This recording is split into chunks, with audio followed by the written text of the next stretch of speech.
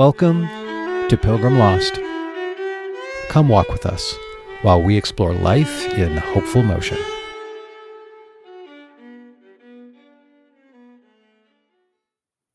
Hello, everybody. It's Pilgrim Lost. I'm Tony Kriz. Great to have you. And today I have a brand new friend, a friend who's so new that Bryson Guptill I've only met a few minutes ago, which is exciting.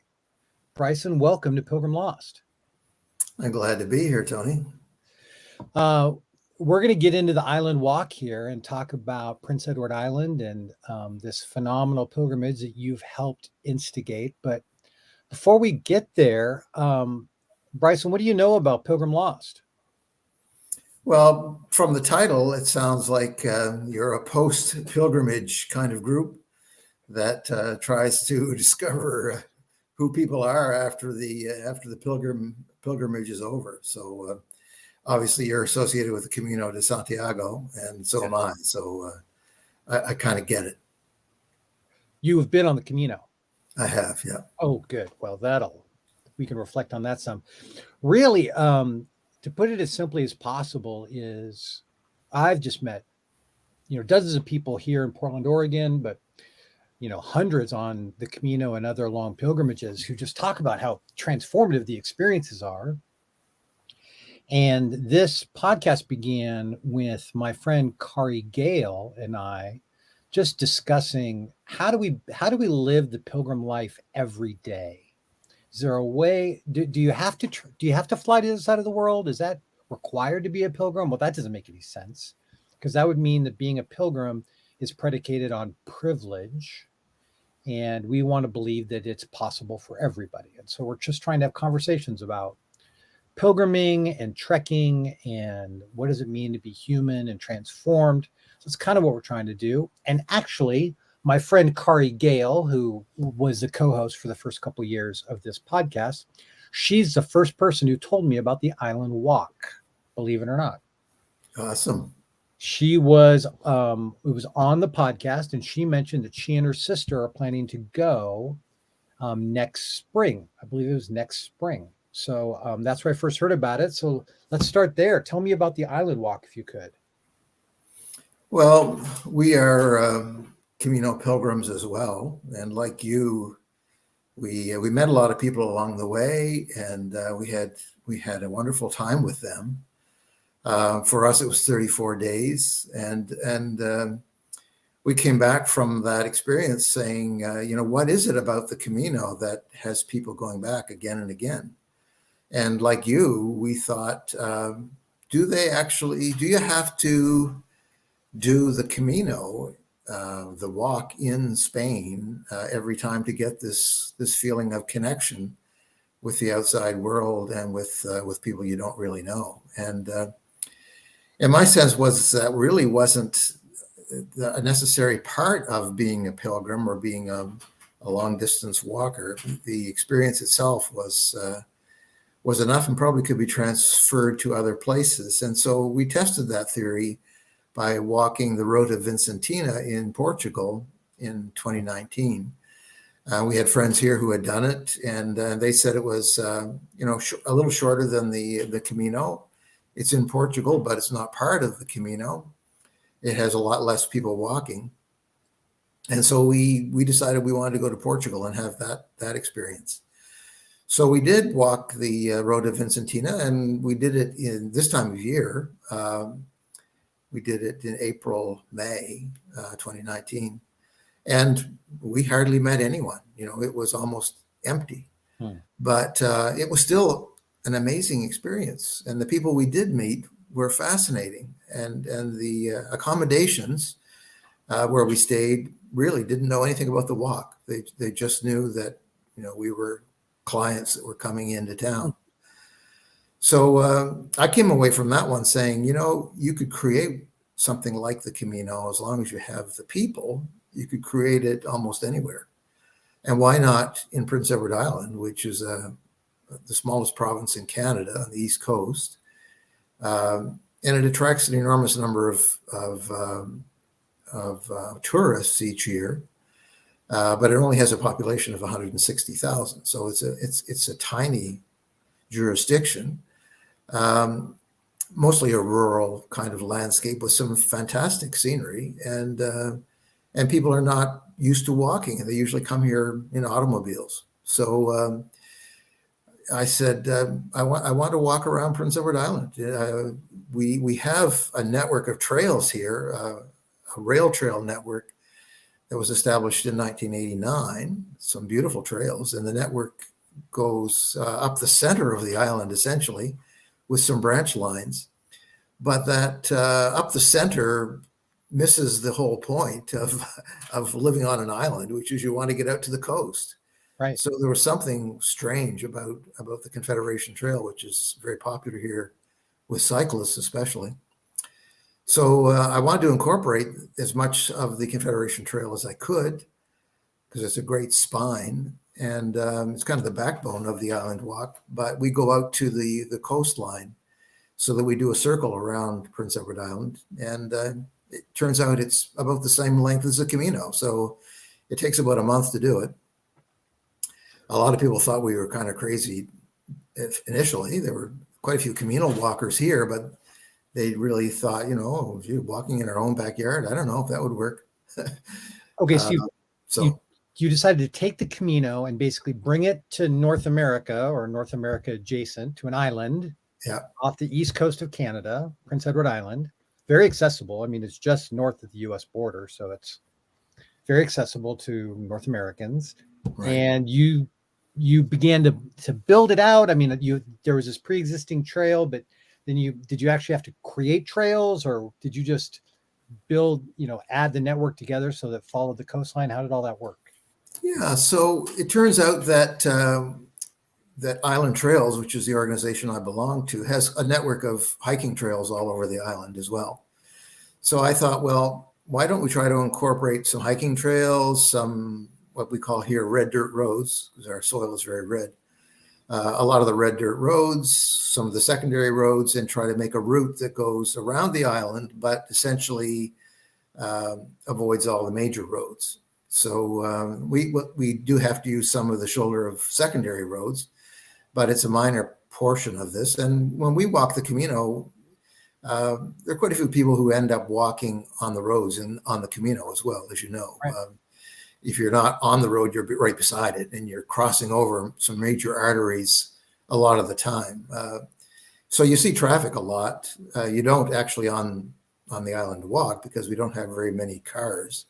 As I said, the population is only 160,000, nice. And the island is 200 miles tip to tip. So, it's a pretty rural landscape. So you're alone on the road, if you're on the road most of the time. And then you're using this network of dirt roads, some trails that Island Trails has, some boardwalks. We've got 50 beaches. So in some cases we're walking on the beach, and we're walking on the Confederation Trail. So we've got this, half of the route is the Confederation Trail, a quarter of it is red dirt roads, and the other quarter is secondary roads, beaches, and other boardwalks and other things like that. Because of the history of the Camino, there's every point along the way, there's a sign that points and tells you where to go, and you kind of always know how far you are from the next town. Are those kinds of directions, do those exist as part of the island walk? Well, I thought that was our biggest challenge, to get the PEI government to recognize that this thing could be quite big. The PEI has some very, very restrictive signage laws. So we don't allow people to put up billboards, and there are no signs on the road that aren't highway signs. So it's in order to preserve the environment, to make it look beautiful. I understand that. So how could we break into that very strict rule structure to put little signs up that showed the island walk? And we initially thought maybe if they use signs like they do in Europe, with little signs that have little stripes on posts, right. That's what we were aiming for. And the signage people said, nope, can't do that. Won't do that. But what they did agree to their credit, is maybe we can tie this into our coastal routes somehow. So we'll put these island walk signs on the on the coastal routes, and then they'll kind of blend in.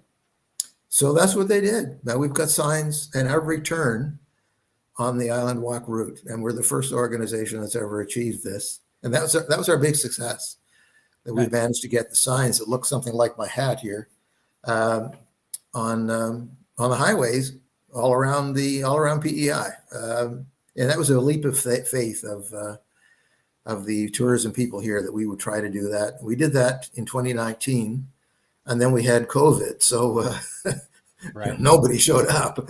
Right. But then in 2021, people started to drift in, and now in 2022, we've got a lot of people coming here. So it's going to be interesting. It's going to be fun. When I first heard about Prince Edward Island, I mistakenly thought it was on the West Coast, but it's on the East Coast. What's it adjacent to? How far is it from like the nearest U.S. airport? Like, is it fairly easy to get to? Yeah, it's as I said, we have a lot of American tourists who come here, and quite a few Americans who own property here. Actually, going back to the 70s, it was a big thing for Americans to buy property on PEI. It's a short drive. I mean, you cross it just north of Bangor, and it's Trans-Canada Highway the whole way. So it's an easy drive from St. John, New Brunswick. It's maybe a 2-hour drive to the bridge. You come across the Confederation Bridge, and you're here. So it's probably a 3-hour drive from the U.S. border. Okay. Or if you don't want to drive, you can fly here. So we have an airport with a lot of airlines coming in here, and as I said, we have a lot of tourist people coming here in the summer. The appeal from a tourism point of view is that you don't have to come in July and August if you're just going to walk.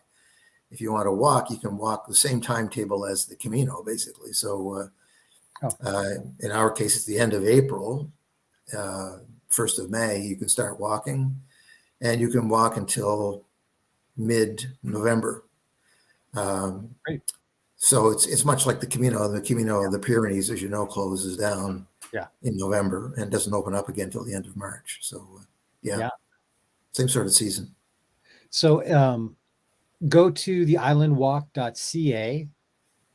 Theislandwalk.ca is the website. There are maps there, right? Right. And as a total neophyte who's never been to Prince Edward Island, I could come and show up with my map and find my way around pretty clearly. Are there I know you've got like 31 stages and they average about 20 kilometers each. Are there places to stay at the end of each stage? Are there guest houses like on the Camino with relatively like affordable housing, or how's all that work? Yeah, so we're set up basically to handle a lot of people coming here in July and August. So there's 1,800 licensed tourism establishments here. Most of them are B&Bs. So it's a B&B kind of setup. Basically, you need to reserve. You probably should reserve in advance, because this year, being at the end of the pandemic, it's going to be very popular to come to Prince Edward Island in July and August. So if you're coming in the shoulder seasons, you're going to have a lot better chance to find an accommodation at a reasonable price. But expect to pay probably $100 for accommodation. So you're going to. It's not going to be tenting unless you want a tent, and it's not going to be staying in albergues because there aren't enough people doing the walk yet. Eventually, there will be albergues. I think there's one albergue that's now finished and they're open for business, and there's another one that's in the planning stage that will be open next year. But we don't have enough people coming. My guess is this year that we'll probably have about 200 people doing the walk, and 100 of them will complete the whole thing. So, it's kind of organic growth, not like 30,000 you'd expect on the Camino Francais every year. So this year is going to be a big year on the Camino. They'll probably have 35,000. Here we're going to have maybe 200 walkers. So it's not going to be that kind of crowd, but The good news is that on that website, you can find accommodations. You can, they're very nice accommodations. They're not shared accommodations the way they are in the Camino. You're going to have a nice 3-star B&B or 4 or 5-star if you're inclined. If you want to do tenting, there'll be tenting too. But my guess is in the first couple of years, it'll be mostly a kind of a European sort of model where into-in B&Bs is kind of the way it's going to be set up, I expect, in the first couple of years. And people will be getting transportation because the end of the stages, if you want, the 32 different days that we talk about, aren't always somewhere where there's accommodation close by. So in that case, what we've got is the people who are part of our accommodation network, they'll come pick you up. So what happened last year, because last year was the first season we operated, we were open for business by late July, and we had people coming here by August and started to walk, and they were making bookings at B&Bs, and the B&B operators they all have cars. I mean, we're a civilized society. The B&B operators would come and pick them up and drive them back to the trail in the morning. It's amazing. And so that's the way that's the way it's working. And you can do that with 5 or 6 different accommodations for the whole trip because it's a circle. So if you the whole island is a big circle. Oh, I see. So you start someplace and you'll come back past the place that you stayed at on your way back around. Oh, I see. Okay. But essentially I can come and I can park my car and walk for 31 days and I'll arrive back in my car. And that's right. And what am I going to see over those 31 days? Tell me about sort of visually the experience. Well, you'll see beautiful Prince Edward Island, which is quite remarkable. I mean, it's on the Atlantic Ocean. It's part of the Gulf of St. Lawrence is on the North Shore. I mean, there's some spectacular scenery. And both the tips are especially stunning with lighthouses and crashing waves and beaches and that sort of thing. So North Cape and East Point are especially stunning, but the North Shore is the home of Anne of Green Gables. So you've got that historical experience, Green Gables house. You've got lots of tourist accommodation. You've got some very fine restaurants, and you've got on the south coast some spectacular beaches, some quaint little towns. You're walking through about 30 towns and villages. You're walking through 2 cities, but the route, because the Confederation Trail exists, you can walk right through Summerside, for example, and stay on the trail the whole way through. So because it was a rail line that went to Summerside, you have a similar route that goes right into the cities. So you've got some beautiful on the trails themselves, and you've got some spectacular vistas when you get out to the ocean. So it's really stunning. We're having a little bit of transmission troubles, but I'm just going to keep pressing on, Bryson, because I don't want to miss out on this. Okay. But you're getting a little choppy and a little choppy in places. Okay. The thing I really would love to hear is there's a whole lot of people who like trekking or who have been on long pilgrimages, but very few of them come back home and decide they're going to build one, back at home. They're going to help do all the work that it takes to organize and advocate and bring the right stakeholders together. And why do you care so much? Like, what is it about pilgrimage? What is it about these long treks to you that's so important that you and your friends would dedicate so much energy to this? I mean, what has it brought to your life that you would want to do this and bring this experience to North America? Yeah, well, that's a really good question. And I've had that question from quite a few people. And it's a hard thing to explain unless you've been on a long distance walk. But the thing that struck me when we did it is I started off saying, okay, we could do this thing. And I made a commitment to do it. And then I went online, I went to the local newspaper opened my mouth and said, this could be the next big thing. Why don't we just do this? And then, then I was committed, right? So I got a big spread in the local newspaper about this is a great idea, and then I had to do it. So and my partner said, "Are you kidding?" So she was a little less enthusiastic than me, although she did walk a lot of days with me. But I did find some friends who wanted to do it. They were all Camino pilgrims, and so 4 of us did it, and we were just blown away by the welcoming nature of these people that we met along the way, who also felt a shared camaraderie with this idea of place and sort of everyone looking for a simpler way of life, a less hurried,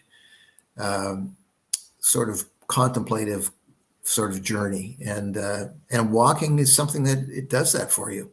And we found it in the people where we didn't meet a whole lot of people on the walk, of course, because it was new, but we met people who lived here who really felt the passion. And so what's really struck me about this, once we've had it operating for a year now, is the people that are doing the walk are running into people along the way, the hosts, who feel the same way, who just love meeting new people, trying to get into their heads, sharing a common life experience. And so it's kind of contagious. And there's something about the contemplative nature of long distance walking that gives that to you. You don't, you're strolling, you're not plugged in, you're just experiencing life as it comes. And any number of people who've written about it in the last year say, wow, this is something we had no idea. So it's that feeling that I want to share with people, and to get them to sense that, maybe you can't get this everywhere, but you sure can get it in our little rural backyard here. And a route that goes around and captures scenery, but also gives you the experience of meeting all these new folks and sharing your life experience with them. There's something really compelling about that.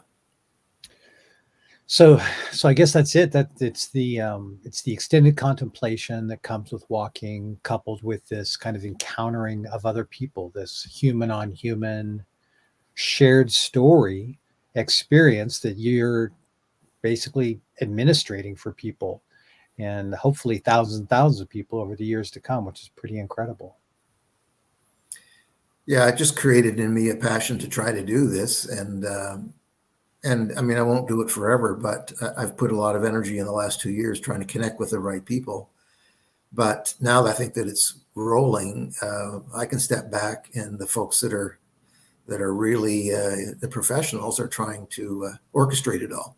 Our vision is that Island Trails is sponsoring it for the first couple of years as we get it going, but we'd like to pull back and then have the network start to pick it up, and they are. So we've got a network of Facebook followers who are, created a group where they're all participating in discussions, and it's growing in an organic way, which is sort of what we'd like to see it do. And that's happening on its own accord, and we can step back so that it will run itself in the years going ahead, and that's the way it should be. That's great. Anything, any other encouragements you have to our community about just these pilgrim practices, the lifestyle of walking, why those things are so important? Any other thoughts you have that we can glean from? Well, it's simplicity in life. It seems to me that when you pack everything in a bag that you can carry on your back, you get the idea of, man, we really don't need a whole lot more. And in these times when we see, after 50 years of peace, we now see the result of warfare. We live in such a blessed time. So to have this opportunity to go back to a simple life where people can just interact with each other as human beings. I think that's something blessed that we may not always have. So we have it now. So let's take advantage of it in North America and experience it while we can. And this is a place where you can do it. It's great. Bryson Guptill, am I pronouncing that correctly? You are. He is the chairman of the Island Walk Committee. And you can learn more about walking around Prince Edward Island at theislandwalk.ca. His experiences there were written up in National Geographic, and we'll put that link on the show notes. You also have a book. You have an ebook that's people can get on Etsy called The Island Walk, a digital book. If people want to, it's basically like a Camino guide, a pilgrim's guide to the Island Walk that walks through what you'll see and how to interpret it and where to stay and what the experience is, as well as sort of the nuts and bolts.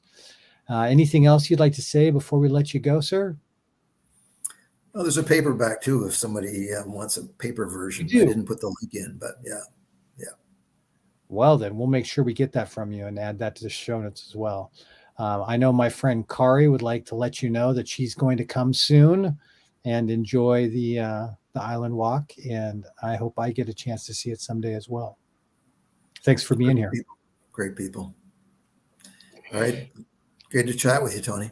Thank you, sir. Everybody, this is Pilgrim Lost, and we want to thank you for getting lost with us. Please follow us at Pilgrim Lost and at pilgrimlost.com. Also, we have a Patreon account if you want to go check that out and be a part of Pilgrim Lost in a deeper way. Thank you so much. Thank you, Bryson, and everyone. Have a blessed day.